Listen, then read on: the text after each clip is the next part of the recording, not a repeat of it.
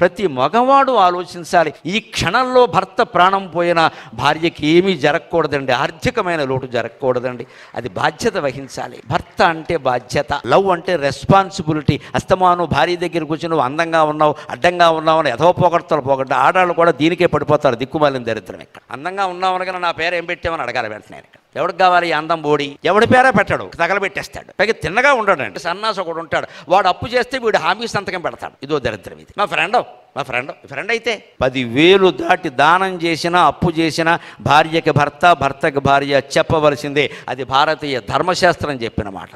మనకు హక్కు లేదండి ఎవరికి. నువ్వు ఎంత సంపాదించినా సరే, భార్య అయినా సరే, భర్త అయినా సరే, 10,000 దాటి అప్పు కాదు దానం చేసినా సరే చెప్పాల్సిందే. వాళ్ళు చేయొద్దు అంటే మానేయవలసిందే. వాళ్ళని ఒప్పించే వరకు ఉండాల్సిందే. ఆ ఇంట్లో చెబితే చేయనివ్వరండి, మానయ్య. ఎందుకు చెప్పారు? నీకు క్షేమం కోరి చెప్పారు, ఆమెను ఒప్పించు, లేదా మానయ్య. మన పౌరుషాల కోసం వేదికల మీద మన పేర్లు చదవడం కోసం విరాళాలు ఇస్తూ పోతే రేపొద్దున ఈవిడేం చేయాలండి?